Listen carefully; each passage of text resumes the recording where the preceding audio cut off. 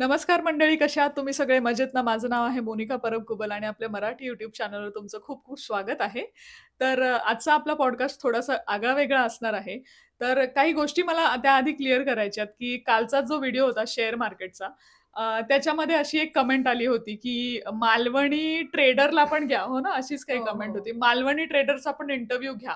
मी त्यांना विचारलं, "तुम्ही मालवणी ट्रेडर असाल तर सांगा. आपण काय असं स्पेसिफिक मालवणी किंवा सिंधी, गुजराती असं काही आपण पॅटर्न फॉलो करत नाही. आपण सगळ्यांना इक्वलच मान देत आहोत.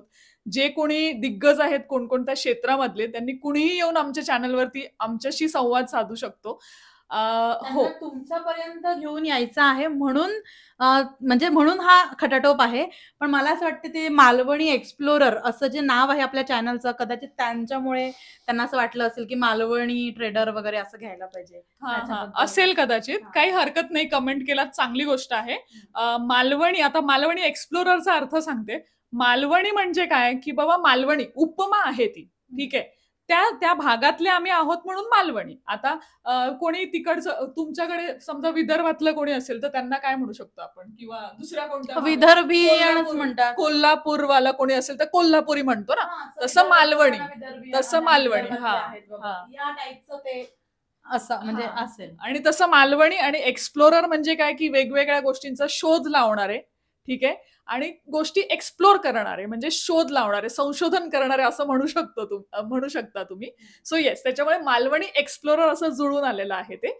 आणि हो, आजचा जो आपला पॉडकास्ट आहे, तो आहे सिंधुदुर्गवासियांसाठी खास करून आहे. आता तुम्ही म्हणाल, की सिंधुदुर्गवासियांसाठीच का? तर आपल्याला त्यांनी अप्रोच केलंय, की त्यांना त्यांच्या म्हणजे सिंधुदुर्गवासियांसाठी जे काही त्यांनी कार्य केलेलं आहे चालू, ते त्यांना बऱ्याच लोकांपर्यंत पोहोचवायचं आहे. त्यामुळे आपण हे करतोय. पण उद्या जाऊन समजा मालवणी व्यतिरिक्त कोणी दुसऱ्या समाजाचं कोणी पण त्यांना जर प्रमोट करायच्यात त्यांच्या गोष्टी किंवा लोकांपर्यंत त्यांना त्यांच्या गोष्टी पोहोचवायच्या आहेत, तर त्यांनी पण आमच्याशी संपर्क साधा. हे फक्त मालवणच्या म्हणजे हा व्हिडिओ जरी सिंधुदुर्गवासियांसाठी असला, तरी आपण बाकी व्हिडिओज आपण बनवूच शकतो ना. बरोबर. कुणाच्या भल्याचं असेल तर आपण नक्कीच त्याला सपोर्ट करू. कोणत्याही समाजाचं असू द्यात, आपण त्याला सपोर्ट करणार आहोत. म्हणजे आता मी म्हणते सपोर्ट करणार आहोत, पण त्यासाठी आम्हालाही तुमच्या आयडियाज पटायला हव्यात आणि जर त्या आयडियाज पटल्या आणि दोघांचे विचार जर जुळून आले आपले सगळ्यांचे, तर आपण नक्कीच पॉडकास्ट करू शकतो. तुम्हाला जर करायचं असेल पॉडकास्ट आमच्याबरोबर कुणालाही, नॉट नेसेसरी सामाजिकच काही असायला हवं. तुमचं काही पण तुम्ही तुमचा जीवन प्रवास वगैरे सांगू शकता आम्हाला. मोटिव्हेशनल असू दे, इन्स्पिरेशन जे काय असेल ते. ओके.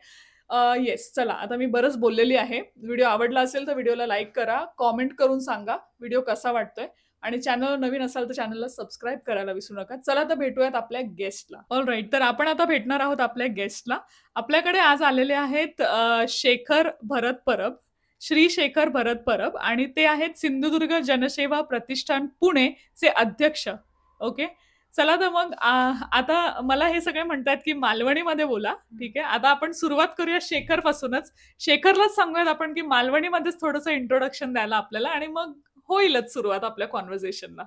तर आजचा जो हा व्हिडिओ असणार आहे ना, तो म्हणजे खास करून तुम्ही म्हणताय इतर समाजाच्या लोकांनाही सगळ्यांनी बघितलंच पाहिजे हा व्हिडिओ. शिकण्यासारखं असं आहे या व्हिडिओमधून की यांनी जसं कार्य केलंय आहे सिंधुदुर्ग मधील मालवणी समाजासाठी ना, तसंच कार्य तुमच्यापैकी कुणी तुमच्या तुमच्या समाजासाठी करू शकतं. तर ते तुम्ही तिथून ह्या गोष्टी शिकून त्या तुम्ही वापर करू शकता. म्हणून हा व्हिडिओ तुम्ही बघणं गरजेचं आहे. ओके. तर व्हिडिओ नक्कीच शेवटपर्यंत बघा. नमस्कार. माझं नाव शेखर भरत परब. मी सिंधुदुर्ग जनसेवा प्रतिष्ठानचा अध्यक्ष असो पुणे जिल्ह्यातलो. माझा गाव डोंगरपाल, तालुका सावंतवाडी, जिल्हा सिंधुदुर्ग. माझा जन्म सावंतवाडीचा असा, पण सगळं शिक्षण हे पुण्यात झालेलं असा माझा.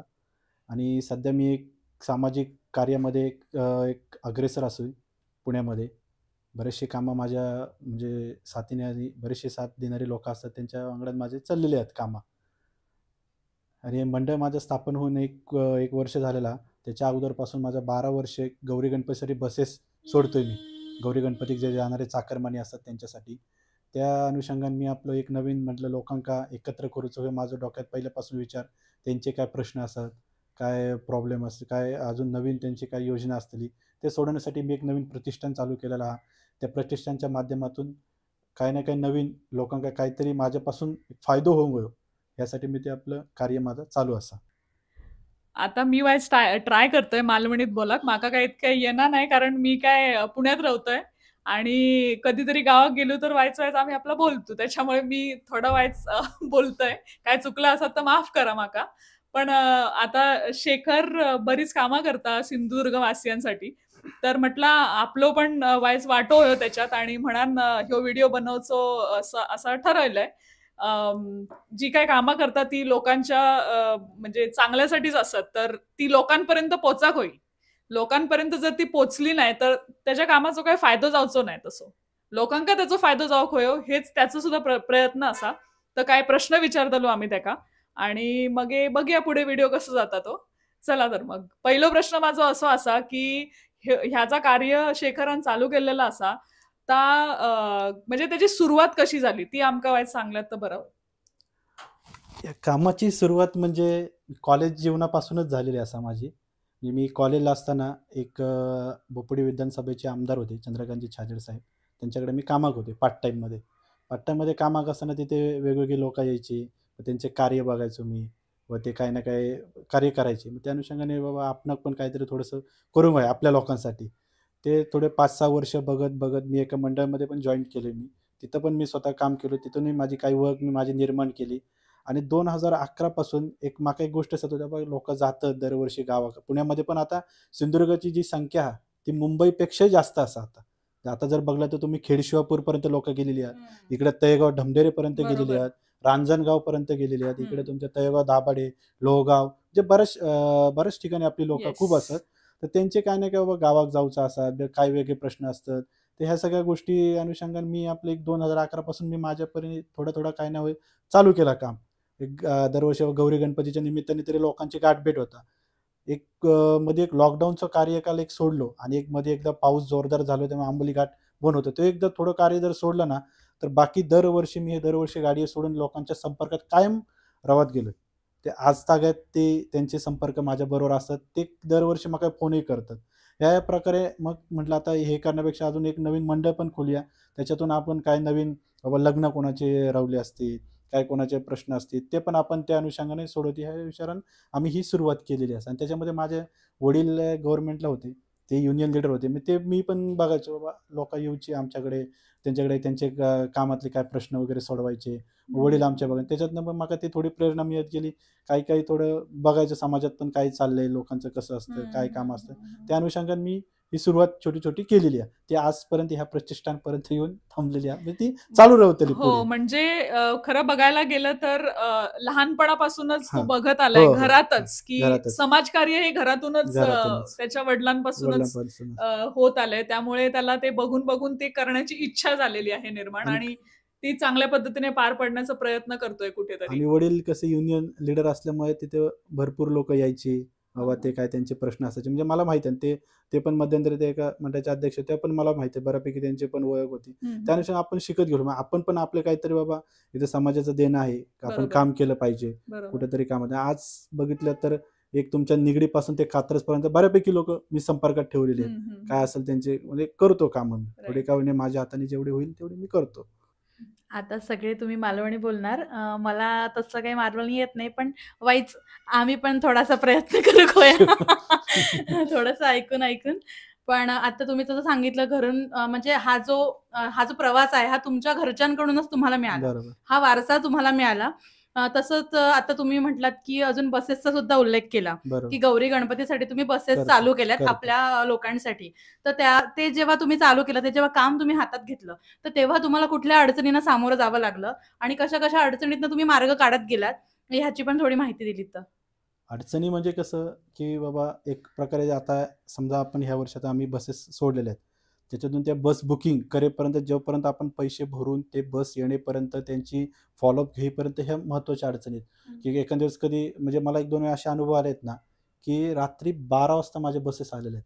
मग तेव्हापर्यंत लोकांना ते मॅनेज करेपर्यंत थांबावं लागतं, ते त्यांना शांत करून हे घ्यावं लागतं. ह्या गोष्टी पण खूप मी मॅनेज केल्या. त्या अडचणी पण ते सांगून मी पुढे अजून गेलेलो आहे. मग तरी पण त्याच्यातले काही लोकांचा अजूनही विश्वास आहे माझ्यावर, की शेखर करतोय ना, तर आम्ही त्यांच्याकडेच करणार, भले आम्ही दुसरीकडे कुठे जाणार नाही, तर आम्हाला त्याच्यावरती पूर्ण विश्वास. असे लोकांनी काही जणांनी बोललेले पण आहेत, की बाबा तू एवढं हा करतोय ना, भले 12ला येऊन दे, पण आले ना, ते त्याची काही चूक नाही की ती सरकारी गव्हर्नमेंटची चूक आहे, बाबा त्यांनी गाड्या पाठवल्या, नशीब ते गाड्या पाठवतात वगैरे व्यवस्थित होतात, ह्या अडचणी आहेत. परत कुठे काय प्रॉब्लेम येतो का, म्हणजे समजा जाय प्रवासाला लोकांना, तो पण कधी-कधी म्हणजे लोकं सांगतात की फॉलोअप नंतर देतात मला रिप्लाय की बाबा असे करा, ह्या टायमाला व्यवस्थित झाला प्रवास, या टायमाला व्यवस्थित पोहोचलेल्या गाड्या, या सगळ्या गोष्टी. परत ते जे आता पहिल्यापासून आम्ही सावंतवाडीनं बोलवायचो गाडी, मग ते येणार कोण, मग त्यांचं बाबा जेवणाचा खर्च काय असेल, जेवण ते काय नॉमिनल आहे आम्हाला, काय वाटत नाही. जेवण वगैरे त्यांना राहण्याची सोय वगैरे कधी एक वेळेस काय काय झालंय, एक किस्सा मी तुम्हाला सांगतो. 2015 सालचा. ती गाडी सकाळी निघाली आणि तो म्हणला, ते मित्रच होता माझा कंडक्टर, मला शेखर मी सकाळी निघालेलो आहे, आम्ही काय जेवण केलं नाही. म्हणलं एक काम कर, सरळ बस दिघीत घेऊन ये. दिघीत तो माझ्या घरी घेऊन आला. मी त्यांना जेवण वगैरे चारलं आणि मग नंतर मग 9 वाजता मग त्यांना हे करून, म्हणजे ह्या अशा काही अजून अडचणी येत असतात. तर लोक त्याच्यामध्ये लोक कसे असतात, एखादा 10 लोक चांगले असतात, 11 वाईट असतो. बरोबर पाणी आहे. सीट बरोबर नाही, मग तुम्ही आम्हाला मागची सीट दिली, मग आम्ही असं होतो प्रॉब्लेम. हे बरंच त्याला सामोरं जाऊन पुढे मग जावं लागते. त्या त्या 11व्या लोकांना व्यक्तीला सांभाळून घेऊन घ्यावं पुढे जाणं लागतं. हे खूप हे गरजेचं असतं. असते. म्हणजे पेशन्स पेशन्स ठेवावं लागतं. तुम्हाला खूप ठेवावे लागतात आणि त्याच्यावर. कसं ह्या कार्यामध्ये ना, तुम्हाला लोक आज समजा कोणी समोर चांगलं बोलणारे, मागणं वाईट बोलणारे पण आहेत. या गोष्टी आपण ते हेच करता येणार नाही की त्याला पुढे जावंच लागणार आहे. थांबूच शकत नाही प्रत्येक आपण. क्षेत्रामध्ये क्षेत्रातच असंच आहे. आहे. पाठीमागून बोलणारी माणसं भरपूर आहेत. असतात पण आणि तशी माणसं असायला पण असायला हवीत. पाहिजे. त्याच्याशिवाय आपण पुढे नाही जाऊ जेव्हा विरोधक शकत. निर्माण होईल तेव्हाच आपण पुढे जाणार आहे. एक्झॅक्टली. आणि ते कार्य करतच पुढं अजून पण आस्थागत तर मी चालूच आहे माझं. आणि जरी 1-2 वर्ष मी निर्णय घेतला बाबा नाही सोडायचं, नाही का, लोकही करा, पण तरी पण लोकांचे मला बरेचसे फोन आले, तू बाबा काय करतोयस ना, तर आम्हाला प्रायव्हेट गाड्यांचं कारण नाही. म्हटलं थांबा, बघू आपण, आता दरवर्षी आपण करतोय ना, तर आपण करू काहीतरी त्याच्यावरती करू. मग ते मला स्वतःला चेन नाही पडत. ऍक्च्युली मला ती सवय झालेली. गणपती आला ना, म्हणजे ह्या वर्षीचा गणपती झाला की पुढच्या वर्षीच्या गणपतीचं प्लॅनिंग मी करतोच. मी लोकांना सांगतो की ह्या वर्षी ह्या टाइमला गाड्या लावणार आहे. आता मी ह्या वर्षीची गोष्ट सांगतो. आम्ही दादा आटले म्हणून इथले कोकण प्रवास संघटनेचे अध्यक्ष आहेत, त्यांच्या मार्फत आम्ही 25 गाड्या DC कडनं, म्हणजे पुणे जिल्ह्यातले मेन विभागीय नियंत्रक आहेत, एक प्रमोद सर म्हणून, त्यांच्याकडून आम्ही 25 गाड्या सँक्शन केलेल्या आहेत. 10 जुलैला आम्ही त्या गाड्या लावल्यात की बाबा ह्या गाड्या आम्ही सोडणार आहे. आजपर्यंत गाड्या फक्त माझ्या आता एक 5 तारीख, 7, 4, 5, 6, 5 आणि 6च्या प्रत्येकी एक गाडी फक्त बुकिंग व्हायची राहिली. म्हणजे एवढा प्रतिसाद आहे लोकांचा. अजून तरी हा महिना जायचा आहे, ऑगस्ट महिना. 7 सप्टेंबरला गणपती, मग त्यावर आम्हाला भरपूर प्रतिसाद मिळतो. आणि लोकांना जावंच लागतं गावाला, पर्याय नाही. 5 दिवसाचे गणपती 1 वर्षातून एकदा देव आपल्या घरात येतात. ते आम्ही त्या अनुषंगाने सेवा दरवर्षी करतो. ते आम्हालाही बरं वाटतं. कारण ह्याच्यातनं आम्ही स्वतः, म्हणजे मी स्वतः गेलेलो आहे, म्हणून मला त्या लोकांच्या काय अडचणी येत ना ते मला कळतं, म्हणून मी हे सोडतो, आवडीने सोडतो. राईट, असं आहे. बरोबर आहे. जोपर्यंत आपल्याला अडचणी समजणार नाहीत ना नाही. दुसऱ्याच्या, आपण जोपर्यंत तिथून जात नाही त्या अडचणींमधून, तोपर्यंत त्या सोडवायची हे पण आपल्यामध्ये येत नाही. स्वतः अनुभव अनुभव घेतल्याशिवाय नाही. अनुभव घेतल्याशिवाय तुम्ही त्याच्यावर सोल्युशन नाही काढू शकत. आणि त्याच्यातून कसं होतंय की आज समजा मला ह्या वर्षी मला नवीन लोक जॉईन झाली.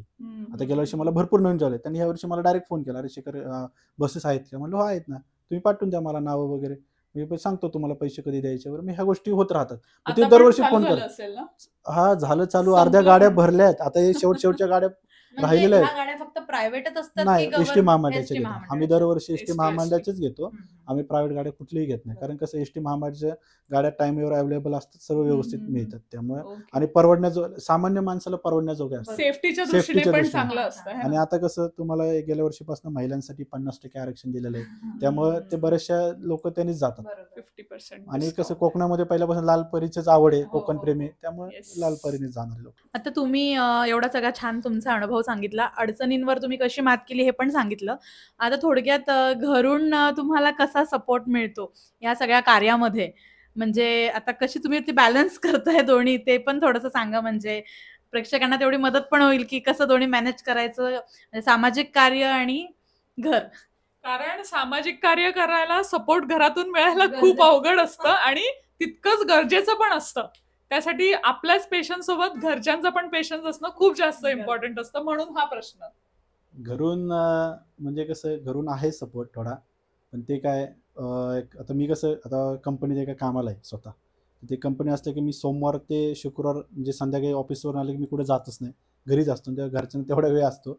फक्त शनिवारी काय निघालंच कामं, शनिवार रविवार, म्हणजे असं, म्हणजे माझं कसं स्वभाव आहे किंवा एक कोणी नवीन लोक असतील मग त्यांना भेटण्याचा माझा स्वभाव. जास्त करून सिंधुदुर्गातले लोक जे असतील, हा त्यांनी मला एखाद्या काय कामासाठी पण, हा चला मी येतो तुम्हाला भेटतो, मग ते कुठे राहतात काय, मग ह्या काही गोष्टी आहेत त्यांना मी विचारतो. मग त्यांचे बाबा काय प्रश्न असतात तरी घरीतनं मग मला, मग समजा मी घरी आलो की मी माझ्या रूममध्ये बसलो, फोन असतात चालू, मग घरचे मग येतात, अरे तू आमच्यावर बोलत नाही वगैरे. मग ह्या गोष्टी सगळ्या चालू राहतात की तू बोलत नाही, मग हे करत नाही. नाही नाही म्हटलं असतो मी इथं, फोन येतात तर मी तरी काय करणार म्हणतो. मग ह्या गोष्टी चालूच राहतात घरातनं की बाबा चला.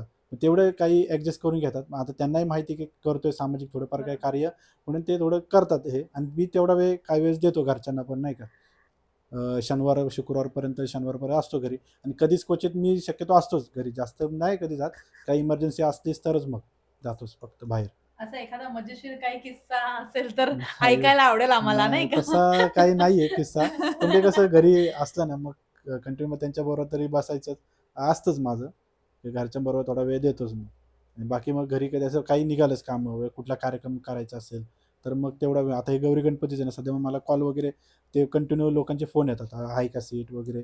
मग हे मग घरचे मग कधी कधी वैतागतात, अरे तुला सारखंच फोन येतात. म्हणलं तर करणार काय, म्हटलं तर आपण नंबर दिलाय तर करावंच लागते. एखाद्या बरोबर जो आहे. नवीन काही कुठला कार्यक्रम भरवला, नशोतरी नाटक वगैरे काय, तेव्हा पण आम्ही एक दोन मागे भरवले होते, तेव्हा पण असंच ते सगळं. मग त्यांना जायला लागायचं, पूर्ण फिरावं लागायचं, लोकांपर्यंत ते कार्य पोचवायचं. मग कोणाला हाताशी धरून करणार तर आपण स्वतः तरी पाहायचं, या गोष्टी कराव्या लागतात. मग तिथं पण कधी घरच्यांना वेळ देता नाही. मग कधी एन टाईम असेल तर मग करतो, मी राहतो घरी. मग गौरी पण गणपतीला असतोच. मला असं वाटतं की ज्या पद्धतीने तू कार्य करतोयस हम्म. त्या पद्धतीने दिसूनच येते की घरचे सपोर्ट करतायत. हो, कारण घरच्यांचा सपोर्ट हा खूप इम्पॉर्टंट असतो इम्पॉर्टंट आहे, याच्यामध्ये, आणि इम्पॉर्टंट तो आहे, मिळतोय असं दिसतंय आपल्याला इम्पॉर्टंट आहे. तुझ्या कामामधूनच. हो, ते आहे सपोर्ट तर घरच्यांचा आहे. हा. ते घरच्यांना पण माहिती की बाबा हा हे करतोय काम, हे लोकांसाठी येस. चांगलं करतोय. गुड. की काय बाकीचं काय कुठे प्रॉब्लेम्स वगैरे नसतात. शक्यतो त्या गोष्टीकडे मी वळतच नाही.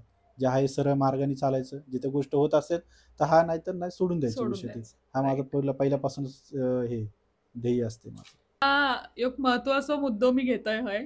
वधूवर सूचक केंद्र हम्म. सगळ्यांका बऱ्यापैकी माहिती असा ह्या सगळा. पण शेखर सुद्धा ह्या सिंधुदुर्ग प्रतिष्ठानच्या माध्यमातून वधूवर सूचक केंद्र चलयता. चालवतोय मी. तर त्याच्याबद्दल वायच माहिती घेऊया, कारण खूप मदत जाता बऱ्याच लोकांका. आता काही लोक म्हणतले की नाही काय होईना ह्या, आता कसं असता खूप अडचणी असतात याच्यात सुद्धा, आणि खूप गोष्टी बघून चालायचं लागतं याच्यात सुद्धा. तर शेखरकडसूनच जाणून घेऊयात की काय कसं काय तो मॅनेज करता ह्या सगळं, आणि जर नोंदणी वगैरे काय असता ना तर सगळा शेखर आपला सांगतलो. विवाह केंद्र हे आम्ही एक वर्षापासून हे चालू केलेलं आहे. त्याच्यामध्ये एक मजेशीर किस्सा म्हणजे कसं, मी एकदा म्हणजे माझ्याकडे बस बुकिंगला एक माणूस येलेला. तर त्याचं भाचो म्हणजे काहीतरी मला वाटतं इंजिनियर होतो. आणि तो म्हणाला, बाबा माझ्या भाच्यासाठी एक चेडू बघा कोणी. म्हटलं ठीक आहे, ते बाबा बायोडाटा पाठवून दे माका, माझ्याकडे कोणी असतं तर विचार. त्याच्यामध्ये माझ्याकडे एक आहे ना, की आमचे एक बाळाराव म्हणून आहात, ते आमचे त्या मंडळाचे अध्यक्ष होते. त्यांच्या चढवाचं एक बायोडाटा होतं, तो आम्ही म्हटलं त्यांना दाखवलं. त्या अनुषंगाने मी ते थोडंसं माका एक वाढला, हात चला हे गोष्ट आपल्याला करता येऊ शकते. त्या अनुषंगाने मी ते नवीन चालू केलं. म्हणजे लोकांकडनं बायोडाटा घेणे. त्याच्यामध्ये मी आता एक 4 ते 5 लग्न जुळलेली आहेत. पण त्याच्यामध्ये पण फेस असं असतं की बाबा काय फेस, काही गोष्टी असतात कोणाला आवडणार नाही, कोणाची पत्रिका जुळतात, कोणाचे विचार जुळून येत नाही, ह्या सगळ्या गोष्टी बघूच लागतात. माझं फक्त विषय इथपर्यंत येतं की मी पत्रिका जुळली की मी त्यांचं कॉन्टॅक्ट नंबर, बाबा त्या मुलीचे कॉन्टॅक्ट नंबर मुलांकडे आणि मुलांचा कॉन्टॅक्ट नंबर मुलींकडे, हे असं देऊन मग ते त्यांच्याशी संपर्क साधतात. त्याच्यामध्ये पण कसे चांगलं कुठलं स्थळ येईल तर ते हे करतात. पण बाकीपैकी बऱ्यापैकी मी त्या मुलाची किंवा मुलीची माहिती आपली एक मिळवत ठेवत असतो की बाबा पर्सनली मी स्वतः भेटतो त्यांना, कुठं राहतात, काय करतात, कारण अनोळखी बायोडाटे येतात. त्याच्यामुळे मला ते पर्सनली भेटूचे लागतात. आणि आम्ही फीच्या बाबतीत म्हणायचं गेलं तर आम्ही एक नॉमिनल 500 रुपये ठेवलेली आहे. ती पण केव्हा, जेव्हा तुमचं लगीन ठरला त्याच्यानंतर तुम्ही आमका द्या. आम्ही जबरदस्त नाही, तुम्ही आजच द्या आमका. काही काही लोक आता बघतोय मी काही ठिकाणी असतात, 1-2 हजार द्या, 2,500 द्या. हो, आणि नंतर हो, मग पुढची प्रोसेस असते. बरोबर. पण आम्ही ते नाही करत, कारण आम्ही हे आता मी स्वतः म्हणजे जॉब करून हे काही गोष्टी करतो. लोकांचे कॉन्टॅक्ट्स येतात, मुंबईतनं पण येतात. म्हणजे मुंबईतले काही लोक आहेत त्यांच्याकडे आले, सिंधुदुर्ग जिल्ह्यातले पण आले. पण ते पण कसं मुंबईत त्यांना भेटणं मुश्किल आहे. काही कॉन्टॅक्ट आहे माझ्याकडे, त्याप्रमाणे मी बघतो त्यांच्यासाठी. पण पुण्यातले कसं, पुण्यातले मला ओळखीचे भरपूर लोक आहेत. त्यामुळे बा हा हे कोणाचा मुलगा किंवा त्यांना पाठवायचं हे मी बघतो. नाही पटलं तर त्यांना दुसरं देणं. परत त्यांच्या पण काही असतात अपेक्षा, मुलींच्या असतात, असा पाहिजे वर, तसा पाहिजे. मुलांचे काय असतात, अशी मुलगी पाहिजे. ह्या सर्व गोष्टी फेस कराव्या लागतात. शक्यतो मी हे नाही करत, बाबा तुम्हाला हा बायोडाटा आहे बघा, आवडला, पत्रिका जुळती तर सांगा किंवा नाही. कधी कधी काय होतं, काही लोक सांगायला उशीर करतात. मग त्यांना पण थोडं समजावून सांगणं पण हे माझं भाग आहे. मी 1-2 लग्नाला मी स्वतः त्यांच्याशी बैठकीत बसून ते क्लिअर केलं की बाबा हा मुलगा खरंच चांगला आहे, की मी ह्या मुलाला ह्या वर्षापासून एवढं ओळखतो. हां, मग समोरच्यानी तो वर्क केलेला आहे की बाबा हां ठीक आहे, तू म्हणतोस ना, मग असणारच 100%. त्यांना म्हटलं काय प्रॉब्लेम आला तर मी आहे. मी एका लग्नाला मी स्वतः फेस केलेलं आहे त्या गोष्टी. ते झालेलं आहे ते. बेसिकली फक्त पैसे कमवण्यावर फोकस न नाही. करता हां. खरोखर कोणाला तरी म्हणजे कोणाची तरी मदत करून कोणाची तरी भेट घडवून आणून चांगलं काम करत आहे तो. तर हे एवढंच सांगायचंय. आणि तू जे मगाशी मजेशीर किस्सा असं काहीतरी मेन्शन केलं. हां, ते मजेशीर किस्सा म्हणजे कसं, ते बुकिंग करायला तो माणूस आला ना, तर ते आपलं बोलता बोलता विषय नाही केला, माझा असा अमुक भाचा आहे, तर म्हटलं आहे माझ्याकडे एक मुलगी, मी त्यांना पाठवून बघतो. मग तो मला एक एक्सपिरियन्स मिळाला. अरे म्हणलं हे जर आपण करू शकतो तर आपण सुरुवात झालेली आहे माझी. म्हणजे आता एक समजा लग्न मी जुळवलंय, तर मग हा असं करायचंय का, मग ठीक आहे, मग आपण पण घेऊ. मग त्या अनुषंगाने मी बायोडाटे जमा करायला सुरुवात केली. बरेचसे बायोडाटे आले, त्याच्यातले 5-6 लग्न मी जुळवली, पण ती व्यवस्थित झाली, त्यांचे सेट आहेत ते व्यवस्थित, लोक व्यवस्थित लिस्ट मध्ये एक अजून ऍड केलेलं. मग त्याच्यातनं अजून एक जनसंपर्क वाढत जातो की बाबा चला हा मुलगा हा माणूस बघतोय. नाही, खरंच ते गरजेचं आहे. आणि आजकाल कसं आहे की बॅकग्राऊंड माहिती असणं खूप गरजेचं आहे लग्न करताना, मुलाचं असो किंवा मुलीचं असो, बॅकग्राऊंड माहिती करणं फार गरजेचं आहे. सध्या माझ्याकडे ना सिंधुदुर्ग जिल्हा सोडून एक छत्रपती संभाजीनगर आणि आपल्या राजगुरुनगर या भागातले पण काही बायोडाटे माझ्याकडे आले, म्हणजे हे काम बघून. आता मी त्यांना म्हटलंय बघा माझ्याकडे सिंधुदुर्ग जिल्ह्याच्या व्यतिरिक्त नाहीये, जर समजा चुकून एखादा बायोडाटा आला तर मग मी तुम्हाला शेअर करतो. तर ते म्हणले ठीक आहे, तुझ्याकडे आला तर बघ, किंवा कोकणातली मुलगी असेल तरी आम्हाला सांगितलं तर काय वाईट नाही, म्हणले हे चालून जाईल म्हणाले. त्याप्रमाणे मी ते करतोय काम. काम झालंय नाती जुळवणं, म्हणजे चांगलं, हे खूप पुण्याचं काम आहे. आजकाल मुलगा आहे चांगला तर तिथे मुलगी त्यांना मिळत नाही, किंवा मुलगी चांगल्या आहेत तर मुलं मिळत नाही. मग या माध्यमातून हे जे तुम्ही कार्य करताय याच्यातून एक छान नातं जुळतंय, ते खूप छान गोष्ट. आणि ते काय होतं, म्हणजे आता समजा एखाद्याचं, आता मला 4 लग्नात मला एक अनुभव आला की त्याच लोकांनी त्यांच्या पाहुण्यांना सांगितलं बाई आहे आमच्याकडे, ते बघतात, असेल चांगला तर तुम्हाला पाठवतील, नाहीतर ते सांगतील तुम्हाला कसं काय त्यांचं. मग त्याप्रमाणे आपण त्यांना सांगतो. कधी कधी माझ्याकडे डिले, कसं मला जॉब वगैरे बघून ह्या सगळ्या गोष्टी कराव्या लागतात, त्यामुळे आपल्याकडनं कधी डिले होतच त्या बाबतीत. असेल तर मी त्यांना पाठवतो, नाहीतर मग ठीक आहे म्हणतात, ते काय प्रॉब्लेम आहे, जेव्हा असेल तेव्हा पाठवतो. ओके, आतापर्यंत जे आपण कार्य पाहिलंय तर त्याच्यामध्ये आपण पाहिलंय की सगळ्या सुखांमध्ये किंवा चांगल्या गोष्टींमध्ये सहभाग झालेलाच आहे प्रतिष्ठानचा. आता दुःखात पण तुम्ही सहभाग घेताच. हो, दुसऱ्यांच्या किंवा लोकांच्या दुःखात सहभागी होता स्वतः, एक प्रतिष्ठान म्हणून किंवा एक व्यक्ती म्हणून.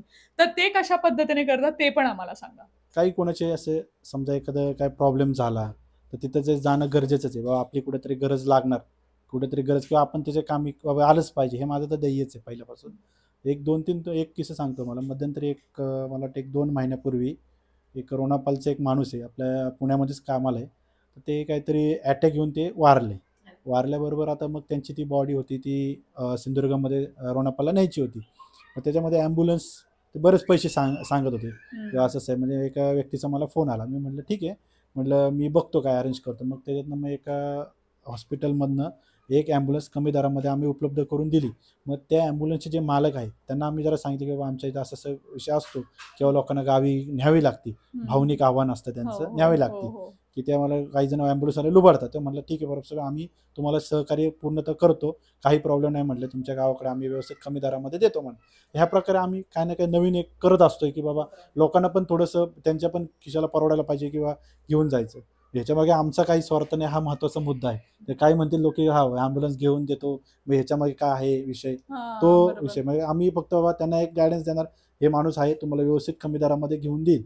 आजकाल काय 50,000 द्या, 60,000 द्या, हे काही गोष्टी असतात. बरोबर.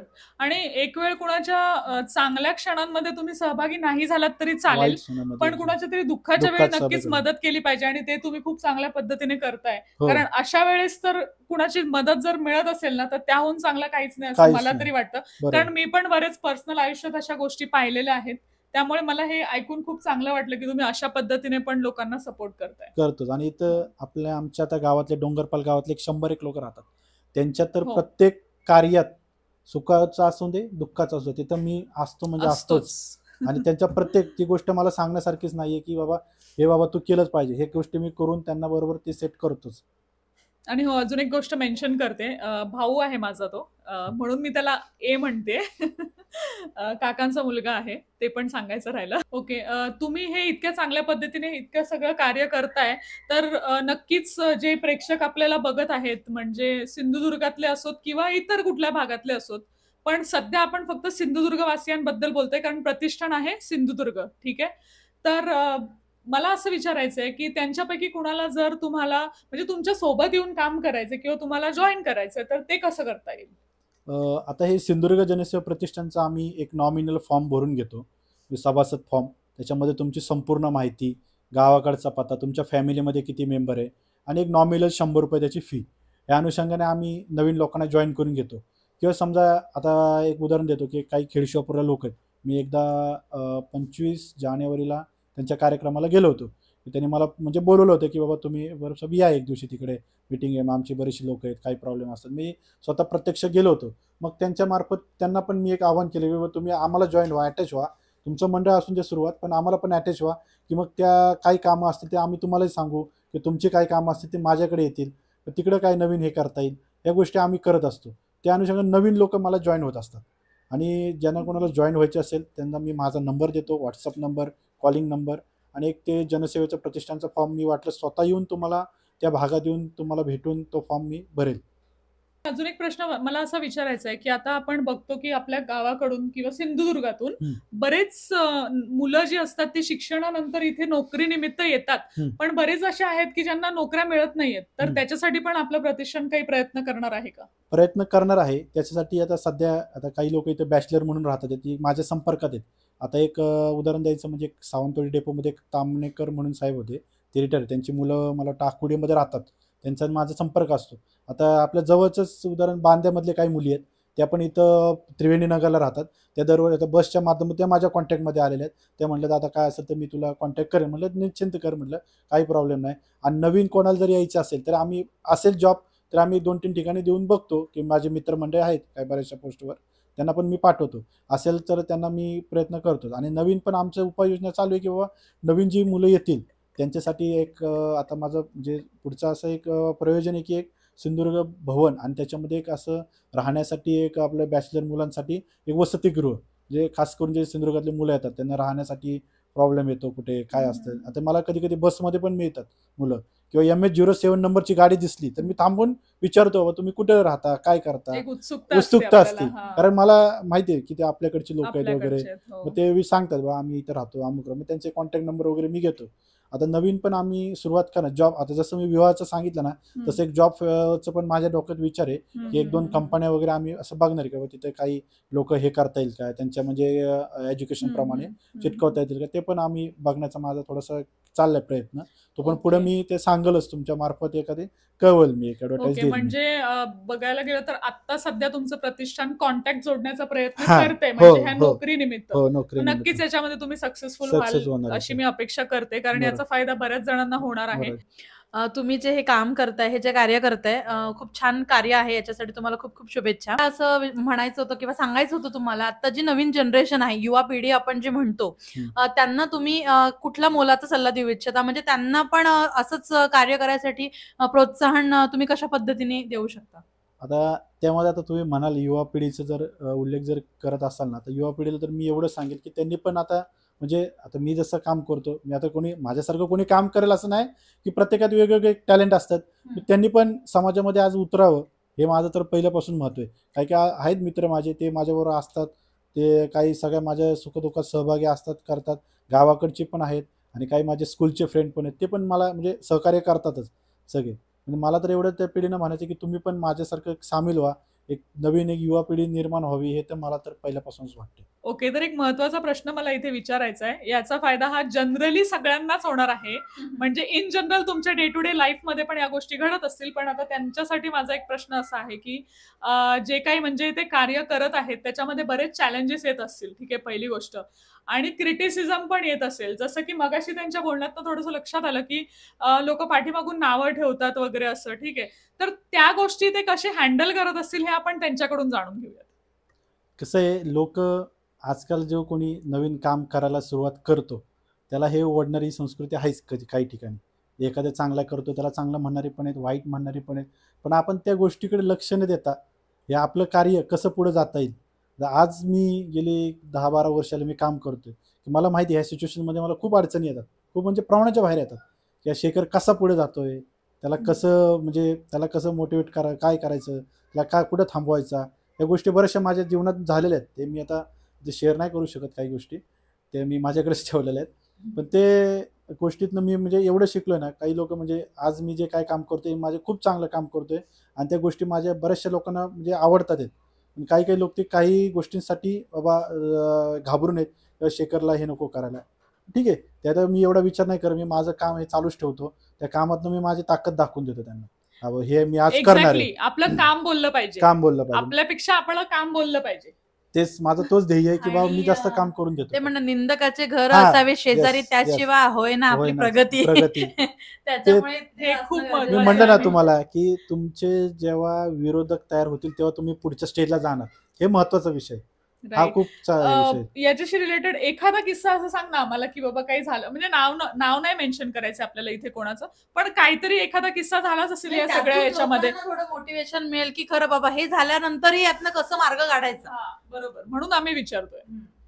तर काही घटना असतात ते आपल्यापर्यंतच ठेवावे मला तरी माझ्या परीने तरी वाटतात, पण ते झालेल्या आहेत घटना म्हणून ह्या एवढा मी ओटाठेव केलेली. ते घटना झाल्यामुळेच मी काही गोष्टी झाल्या की मला जिथे खूप ठिकाणी अप्रोच झाले की बाबा हा असं करतोय, हा आपल्याला उद्या सकाळी जड जाऊ शकतो. मी ह्या गोष्टी काही कानावर आल्या. मी म्हटलं ठीक आहे, मी जड जाऊ शकतो तर मी माझं वेगळं सेपरेटच होतो. मी माझं सेपरेट झालं. मी माझी शून्यातनं आता काही निर्मिती केली, ती चालू आहे माझी. मी म्हणत नाही की आज मी पूर्ण वरच्या स्टेजला पोहोचले. मला पण आत्ताच्या स्टेजला पण खूप अडचणी येतात की लोकांचा माझ्यावरती अजून विश्वास निर्माण होतोय. म्हणजे 30-40% मी म्हणतो, अजून पूर्णतः नाही झाला पण होणार आहे. एवढं मी डेफिनेटली तुम्हाला सांगू शकतो की होणार म्हणजे होणारच त्यांचा विश्वास संपादन. तेव्हा कुठेतरी आपण एक समाधान, हा बाबा आपण काहीतरी केलं, लोकांसाठी केलं, म्हणजे निस्वार्थीपणे म्हणायचं ना, हा माझा मुद्दा आहे. चांगल्या गोष्टीला वेळ लागतो पण चांगल्या गोष्टी नक्कीच त्याला यश मिळतं. हो, आणि प्रामाणिकपणे आपण काम केलं ना तर देव पण आपली साथ देतो. त्यामुळे सगळ्या गोष्टी व्यवस्थित नक्कीच होणार आहेत. होय महाराजा. अजून एक माका म्हणायचा की जास्तीत जास्त सिंधुदुर्गवासियांनी आमच्या संपर्कात रावांग होया. त्यांच्याबरोबर आम्ही त्यांचे काही अडचणी असत ते आम्ही सगळे सोडूचा प्रयत्न करतोय. आता तर लग्नाचं तर झाला जा, थोड्या दिवसांनी आम्ही आमचं एक सिंधुदुर्ग भवन पुण्यामध्ये कसं उभं करूचा तर पण आम्ही एक प्रयत्न करतोय. कुठल्या तरी एक अनुषंगाने बाबा काहीतरी बाबा नवीन काहीतरी उपाययोजना कोणाकडसून तरी एक बाबा मदत घेऊन एक भवन उभारायचं आहे माझ्या पहिल्यापासून डोक्यात. आणि जी गावाकडसून जी पोरं येतात त्यांचा रावाचा प्रश्न जो काय असतात तो आम्ही एक सोडवतोय. आणि पुढे जाऊन काय असे सांस्कृतिक कार्यक्रम वगैरे असं काय करायचा प्लॅन आहे का तुमचा? सांस्कृतिक कार्यक्रम एक जानेवारी मध्ये आम्ही करणार आहे. एक दशावतारी, म्हणजे जास्त करून आपल्या कोकणी आपल्या मालवणी लोकांसाठी एक दशावतारी नाटक हा खूप मुद्दा आहे चांगला. ते दशावतारी नाटकासाठी लोकांची अजूनही पसंती, भरपूर पसंती आहे आणि लोक त्या पाहण्याने गर्दी पण करतात, येतात, आवडीने येतात, रात्रभर बसतात, सर्व व्यवस्थित असतं. आणि त्यानिमित्तानेच आपली संस्कृती जोपासल्या जाते. जी आजकाल युवा पिढी आहे त्यांना त्यांच्यापर्यंत ही संस्कृती पोहोचवल्या जाते. आणि अजून एक मला एक सांगायचं आहे की आम्ही काही दिवसांनी मालवणी भाषा इथं शिकूचे क्लास नवीन चालू करतो. अरे वा. जे आता मी माझे एक स्वतःचं म्हणजे क्लासमेट एक बॅच आहे शाळेची, त्याच्यामध्ये आम्ही एक 10-12 जण एक सिंधुदुर्गातलेच असतो. ते आम्ही कधी मालवणी बोलतो, त्यांच्यातले काही जण काही येणार नाही, पण मी त्यांना सांगतो चुकला तरी चालत पण तुम्ही बोला. मला सुरुवातीला हेच सांगितलं त्याने आता. आणि त्याच्याबरोबर पुण्यातले आमचे काही मित्र ते पण आता थोडं शिकलेत. मॅडम पण शिकते बोला. आणि ह्याका बोला घेता ह्या माका खरा वाटणार नाही कसा. आणि बरा बोलतात.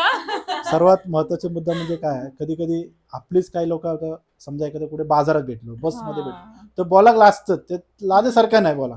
पण आम्ही काय करतो माहितीये, आता एक किस्सो मी सांगतोय. आम्ही घराच्या बाजूकच भाजेक गेलेलो, थंय दोन लेडीज गावले आमका. ठीक आहे, शेजाराक होते ते आणि ते काहीतरी खरेदी करी होते आणि मालवणीत बोलवते एकमेका बरोबर. त्या मालवणीत बोलवते तर आम्ही बाहेर येलो आणि मग आम्ही दोघं एकमेका वांगडा बोलतोय, संतोष आणि मी. आणि आम्ही म्हणतो विचारूया काय खयचे असत ते, विचारूया काय खयचे. म्हणजे ती क्युरिओसिटी असते ना मनात की नाही आपली माणसं विचारलं पाहिजे. आणि आम्ही जाऊन विचारलं त्यांना आणि नंतर समजलं की ते तिथेच पाठीमागे राहतात आणि आता हा. आमचं काही कार्यक्रमानिमित्त येणं जाणं असतं एकमेकांकडे, मी असं रिलेशन रिलेशन डेव्हलप मी झालं. मी आता तुमका मगाशी म्हटलेलं माका MH07 ची जी गाडी खुई दिसात पुण्यात, मी पहिले त्याका थांबून पहिलं विचारतो बाबा खुयचं तू, मग तो सांगतो हा मी अमुक ठिकाणचं. मग म्हणलं तू रवतोय कडे काय कामाक. आता मी आता स्वतः हिंजवडी कामाक असो एमकेअर फार्मास्युटिकलला, तिथे आमच्या इकडे IT ला बरेचसे आपले कोकणातले पोरगे आहेत, ते आमका बरेचसे गाडी दिसतात माका MH07 वगैरे. मग आम्ही विचारतो बाबा कडे राहतात काय राहतात. दिघीमध्ये पण माझ्या इथे भरपूर लोक आहेत, मी स्वतः दिघीमध्ये राहतो. कॉन्टॅक्ट जोडण्याचं Contact काम त्या जोडण्याचं काम. पद्धतीने होत असतं. हो त्याप्रमाणे होत असतं. मग ते खूप लोकांना सांगावं इम्पॉर्टंट लागतं. आहे सामाजिक कार्य सामाजिक कार्य. करताना. सिंधुदुर्ग जनसेवा प्रतिष्ठानच्या वतीने रायगड, रत्नागिरी, सिंधुदुर्ग मधील पुणे जिल्ह्यातील कोकणवासीय यांच्या मुलांसाठी गौरी गणपतीसाठी 5 दिवस सुट्टी मिळावी हे निवेदन शालेय शिक्षण मंत्री श्री दीपक केसरकर साहेबांना देण्यात आलेले आहे आणि त्याचेच हे काही क्षणचित्र आहेत आणि ते निवेदन पण तुम्हाला इथे फोटोमध्ये दिसत आहे. ओके, तर सगळ्यांनी बघल्यात की कितकी काय काय कामं असत ती करता सध्या शेखर आणि खूप चांगल्या पद्धतीने पुढे चाललो आहात. तर माका असं वाटतं की आम्ही सगळ्यांनी त्याला सपोर्ट करू होयो. माझ्याकडसून जो काय सपोर्ट जायत आता इथून पुढे तो मी करतलोय. कारण मी जसं म्हटलंय माका मालवणी असं पूर्ण बोलाक येणार नाही, पण मी ट्राय करते आणि माका अभिमान हा माझ्या मालवणी भाषेचो. माका खूप आवडतं मालवणी. पण कसं असं ना रोज बोललो नाही ना त्याच्यामुळे माका काही इतक्या बोलाक येणार नाही, पण बोलते मी. तर अशा पद्धतीने आपण मालवणी पुढे नेऊ होया आणि सगळ्यांनी सपोर्ट करू होयो. आणि बरीच काही कार्य असत ना, माका पण समाजकार्याची खूप आवड असं. माका सुद्धा लोकांसाठी काही ना काहीतरी करीत राहावं असं वाटतं आणि मी करतोय माझ्या परीन. माझ्या आयुष्यात पर्सनल आयुष्यात जितक्या करूक जमता तितक्या करतोय. देवान माका जितक्या दिलेला असा त्याच्यातून वायच लोकांका मी दितोय इतक्या माझ्यात असा. तर ह्यो व्हिडिओ मी हे संपयतोय. शेखरचे सगळे डिटेल्स तुमका डिस्क्रिप्शन मध्ये दितलंय आणि वरती स्क्रीनवर पण त्याचा नंबर आणि सगळं शेअर करतलंय. वरती तुमका नंबर दिसत असतात आणि तुमका काय पण प्रॉब्लेम असतात तर त्याका तुम्ही नक्कीच कॉन्टॅक्ट करा आणि तो तुमचे प्रश्न नक्कीच सोडवण्याचा प्रयत्न करतलो, कारण त्याच्यासाठीच काम करता तो. आणि सध्या त्याका कॉन्टॅक्ट भरपूर जोडूची गरज असा आणि नक्कीच माका तर विश्वास असा की तो खूप चांगला काम करतलो याच्यातून. आणि होय, अजून काय बोलायचं? हा अजून एक विषय आहे. आता एक सध्या माका 2-3 दिवसापूर्वी काही पुण्यातल्या लोकांचे एक हे लिहिलं मेसेज येलो टोल माफीचं. तर टोल माफीचं आम्ही एक पत्र एक 15-20 दिवस तारखेच्या नंतर मुख्यमंत्र्यांका एक पाठवतलोय. त्याच्या गौरी गणपतीसाठी टोल माफीचा विषय गेल्या वर्षी पण मला वाटतं मोनिका तू केलेलंच ना व्हिडिओ केलेलं. त्याप्रमाणे आम्ही एक टोल माफीचं एक पत्र आता 15 तारखेनंतर मुख्यमंत्र्यांकडे सुपूर्द करतोय. त्याप्रमाणे लवकरात लवकर म्हणजे लोकांना काय होतं उद्या गणपती आणि आज गावात जाऊचं तर टोल माफीचं पत्र मिळणार रात्री असं हो. हे होतं ते हे आमका भरपूर लोकांचे फोन येले. त्या अनुषंगाने आम्ही एक नवीन आता 15 तारखेनंतर फॉलोअप घेऊन ते पत्र आम्ही देतोय. हे चालूच राहतलं दरवर्षी. ठीक असं माका अपडेट दिली काय मी एक छोटंसं व्हिडिओ बनवून तुमका नक्की सांगतलंय एकदा काय तर फायनल झाला काय. ओके ठीक आहे. चला तर हे व्हिडिओ हा संपत आहे. व्हिडिओ तुमका आवडला असेल तर व्हिडिओ लाईक करा, कमेंट करून सांगा व्हिडिओ कसं वाटलो आणि चॅनलवर नवीन असाल तर सबस्क्राईब करू विसरू नका. चला तर मग भेटाया पुढच्या व्हिडिओत. तोपर्यंत tata bye bye, take care. धन्यवाद.